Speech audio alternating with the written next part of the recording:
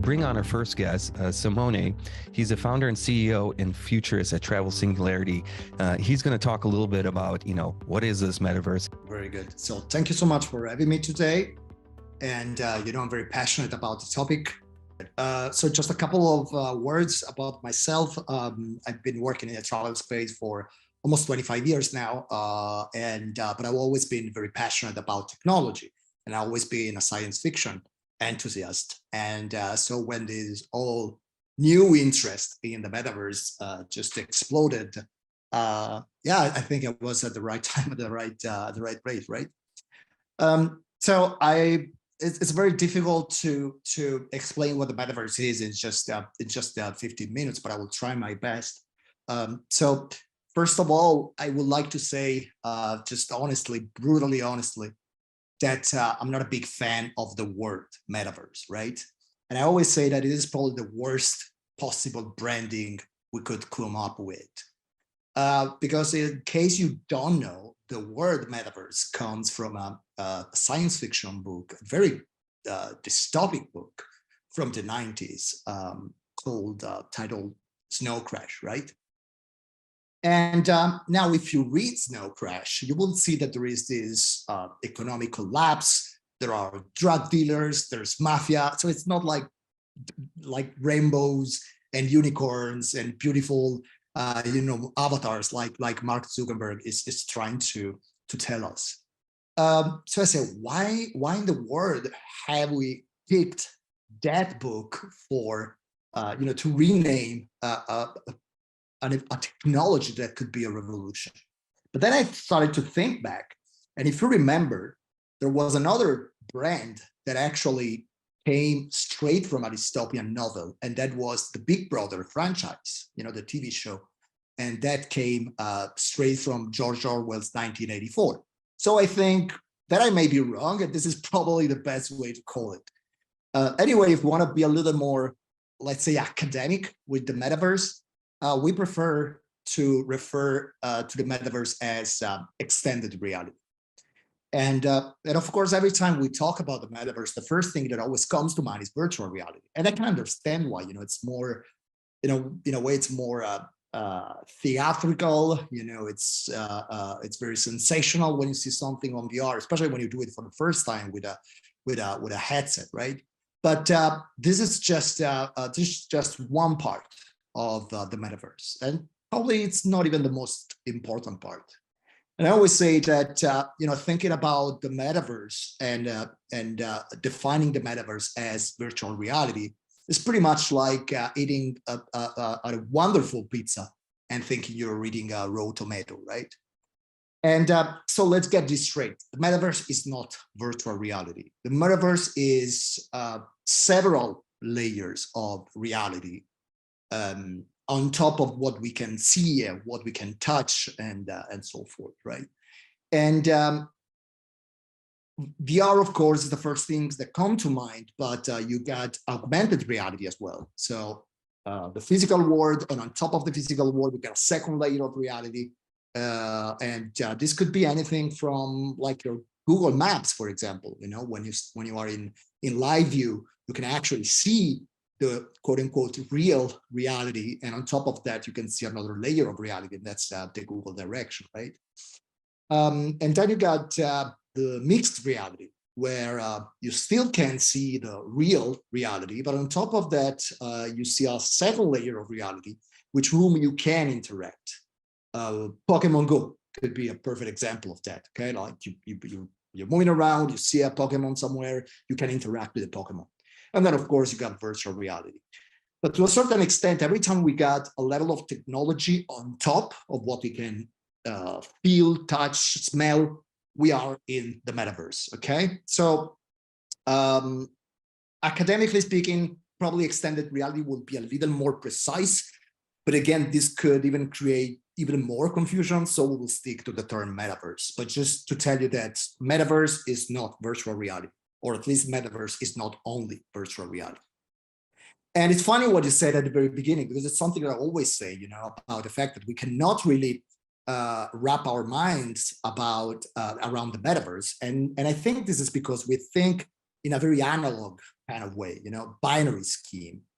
And so if we talk in real life, we completely understand that that level of reality is, to a certain extent, better than virtual reality or augmented reality, or it's even better than just, you know, what we're doing now. You know, for our generation, meeting it over Zoom or meeting, you know, face to face has a pretty different value. Now, for newer generations, this will not be so black and white. You'll probably see a lot of nuances here. And I call it the Roblox effect. You know, if you got a kid or you know, between 5, 8, and 9, and they do play in Roblox, and you try to ask them, what is your relationship with the friend you have as an avatar that is 1,000 miles away, and what is the relationship with the kid just in front of your apartment, with whom you play hide and seek? Now, for this kid, the question will make no sense, and this is not because they do not recognize that this is physical reality and the rest is virtual, or anyway, it's augmented reality or extended reality. Just because from a friendship perspective, this makes no sense at all. Okay, for them, it's pretty much the same experience. And this is something that has been discussed heavily by a philosopher that I love, that's called David Chalmers, that wrote a whole book about that called Reality Plus. And he says that in the next few decades, the boundaries between what is real, what is augmented, and what is virtual could be so blurred that we don't even have to think about a distinction between all these different layers of realities. And it's very similar to what happened to us when the internet first came in, right? At the very beginning, if you remember, like mid-90s, what we were doing online and what we were doing offline, these were two complete different realities, right? To a point that, like the first cyber crimes, if you remember that, they were even hard to explain. And that is because you always had this perception that if you were doing something on the internet, it was like a no man's land, you know, no rules, whatever, you know, what happens in the internet stays in the internet. Today, we know that this is not the case. You know, if you publish something offensive on your LinkedIn profile, you would probably not be able to work.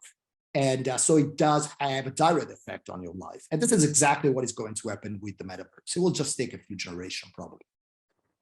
Another thing that I like to discuss when we talk about the metaverse is the fact that the metaverse per se is not really an innovation. When I look at the metaverse, I don't see any innovation. And this can sound like a paradox to you, but I like to compare the metaverse to the first iPhone. And if you remember, like the iconic Steve Jobs presentation, you know, 2007, first iPhone, the interesting thing about that is that the first iPhone had really nothing really innovative about it. The thing that Jobs did was to take all these technologies that were already existing in silos and just put them together into one single device. You had digital cameras before the iPhone. You had MP3 player before the iPhone, but the genius idea was to put everything in one single device. This is exactly what is happening to the metaverse now, because we've been using VR for 20 plus years now. We've been using augmented reality for years now. So nothing is really new or innovative. It's just that now we call metaverse all these different technologies that just up until a couple of years ago were just working in silos, right? And on top of that, we need to start thinking about the fact that the metaverse could have enormous implications, even in terms of social implications, economic implications, and so forth. And this is just a few. This is just a few of prediction of what could happen in just a few years from now. And this is prediction for the year 2032, right? And the interesting thing to me is that 25% of the population could be in the metaverse at least 1 hour a day in just 10 years, right? And on top of that, this is not coming from me, this is coming from the CEO of NVIDIA. And it says that the GDP of the metaverse can actually get to a point where it will surpass the GDP of the physical world. And we've been talking about that for a while. Now we got a lot of evidence of that, of Apple trying to get into the augmented reality space. And it's not so far-fetched to think that in 10 years, the new iPhone will actually be a pair of glasses. Okay, so we just need to start thinking in different terms when we think about the metaverse, because again, the perception that a lot of people have today is this is just a video game. It's pretty much Second Life on steroids, right? Another part that is very interesting when we talk about the metaverse, or at least the metaverse we want to build, is we're trying to build something that is completely decentralized. And you know, you hear a lot of not so good news about Zuckerberg Metaverse, you know, Horizon. And to a certain extent, it's great that Zuckerberg is bringing attention to the technology. But on the other hand, what Zuckerberg is trying to build is not exactly the way we think the metaverse should be. Because the main idea is that the metaverse should be just some kind of back to the roots of what the web used to be, you know, Web 1 used to be. Because you, over the years, and especially like my generation or your generation, Christian, we lived the two revolution of the web, right? We lived the web 1.0 revolution, and that was just, you know, we were passive users. The only thing we could do with web pages was to check out a website, or if we were, you know, very geeky, we could create a website, but that was it. And then with social network, we started having all these user-generated contents. But the thing is that it's just an illusion of democracy in the web.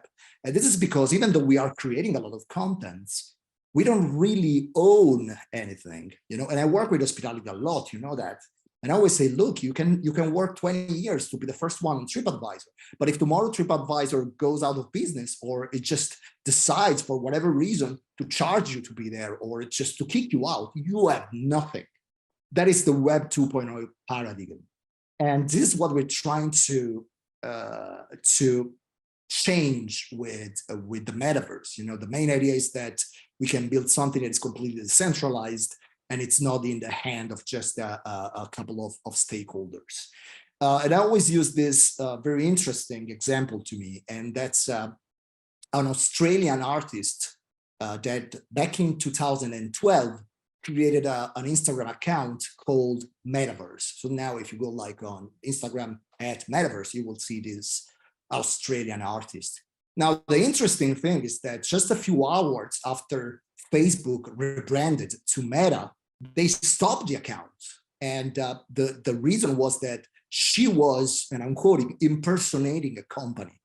And to me, this is super funny. You know, this artist had the same Instagram account for 10 years, and overnight, it got completely canceled because she decided 10 years ago to take the same name that now Zuckerberg is using. And this is exactly what we're trying to fix with the metaverse. You know, we're trying to go past this centralization of the web. And this is why, you know, there's another thing that I really like when we talk about the metaverse, because when we talk about the metaverse, it seems like it's something like the internet, okay? It's like a big land, we get in, and we can do whatever we want, and we can move from platform to platform. But this is a great idea, but that's not where we are now. You know, right now, what we have is more a multiverse, you know? So I always say that, you know, I don't talk about the metaverse, I talk about a multiverse. And this is also a big blocker for innovation, and even a blocker for industries that would like to enter the metaverse. Again, let's take the example of a destination, for example, or an accommodation provider. And let's say they would like to enter the metaverse. Well, the first thing they need to do is to build for one specific metaverse. And now that they build, maybe that environment will not be usable on another metaverse. And so it's very hard for us to predict which metaverse will survive and which one will not survive. You know, the long-term bet here is who will be the MySpace and who will be the Facebook of the metaverse. And even in terms of the user experience, I'm not even talking about the business, but if you take a look at my screen now, this is me on 4 different metaverses. And as you can see, my look is completely different. Not only that, but every time I need to recreate an avatar, and it's a very frustrating experience. It's like signing up for a newsletter, and every time you sign up to a new newsletter, they'd ask you to create a new Gmail account, you know? So this is something that we need to fix. And of course, over the last few months, there were some standards that we're starting to create. You know, the Metaverse Standard Forum is doing a great job. Then we got the Open Metaverse Alliance, but we're still far. You know, there's no such thing as the metaverse now. There are just many metaverses, walled garden platforms. So we're pretty far from this decentralization that we're looking at. It's just a list of just a few, but really there are thousands of different platforms. So like the first question that usually my clients ask me is, okay, I want to get into the metaverse. Now what? And the answer is always the same. So the first thing we need to do is we need to pick the right word for you. And this means we need to go through a few questions to understand if that metaverse has your right demographic, what are the rules in that metaverse, if you need to buy some land in the metaverse, so this is an extra investment that you need to do, and so forth, okay? So whenever I see like an article of, you know, talking about a company entering the metaverse, to me, it doesn't make any sense, because the only thing that company is doing is trying to get into one metaverse, hoping that this metaverse will work in 5 years' time, right? And but you know, there are I don't want to be too pessimistic, but there are a few things that you can start doing in the metaverse as a company, even if you don't want to invest in creating a digital twin, or you don't want to invest in buying land and so forth. And pretty much every single industry can get something out of the metaverse. Again, we've been using virtual reality in some industry for decades. Think about therapy, for example. Okay, there are some papers about the use of virtual reality to treat phobia, like you know, fear of flying, for example, that have been published back in 2000. So that's 22 years ago, right? So it's not really so far-fetched to think that every single industry will be changed by the metaverse. And you know how I feel about that. You know, technology is never like a revolution. Technology is always an evolution. So you don't go from, you know, from a fax machine to the metaverse. You know, there are like tiny steps that gets you there. And today for us, it's just unthinkable, for example, to live in a world without smartphones. But if you look back, the first iPhone was only 15 years ago. You know, that's nothing in the history of humanity. So I would not be so surprised that we will just adapt to the metaverse faster than we think. Another thing that is pretty interesting is the fact that when we sell something on a static website, on Web 2.0, it's a really asynchronous kind of purchase. Okay, you add something to your cart on Amazon, you add something to your cart on booking.com, and then maybe you can go back a couple of days later and buy, right? So it's the customer journey is pretty long. Now with the metaverse, this is not the case at all, because when you are in a VR environment, and like if you know any gamer will tell you exactly the same, the only thing you need to do is basically you need to click and you buy something. And there was this article that I was reading the other day, and this mom wrote, look, I didn't know what the metaverse was up until I checked my credit card charges for Roblox. And this is my daughter buying digital items in Roblox because it's so easy. You know, it's connected to the account. You just click and that's done. Or think about like a hotel room, and you got 5 avatars looking at the same room at the same time. That's the last room. You know, it creates this sense of urgency that you do not have in a 2D environment. So that is pretty interesting. So I always say, look, you don't want to invest in a metaverse and build a digital twin. Makes total sense, but there are a few things that you can do. You can do, for example, some business to avatar advertisement, meaning, for example, you know, like some Ghost Kitchen are doing an amazing job with that. You know, you're just playing in Roblox, and at some point you see a Deliveroo avatar just running around, and you can click on it and just order your food, for example. That's a typical example of, you know, phygital marketing, you know, part digital and part physical. And then I wrap it up with this. So I think I'm in time. Again, when we think about the metaverse, either you think this will be like a dystopian nightmare, even you think this will be just a hype, you know, a fad and so forth. But look, the things that we're saying about the metaverse now are exactly the same things that we were saying about the internet in the mid-90s. And if you take a look at all the articles from New York Times, for example, or Time magazine, you see that there are a lot of titles such as Internet is a fad. And here we are after 30 years with an e-commerce market that is a value today of $5 trillion. So just try to be open-minded, try to understand what the metaverse is, and try to understand the real application. So thank you so much for that. If you want to know more, you know, I do have a series on the metaverse that's called POLYBIUS, and if you want, I can give you more details later.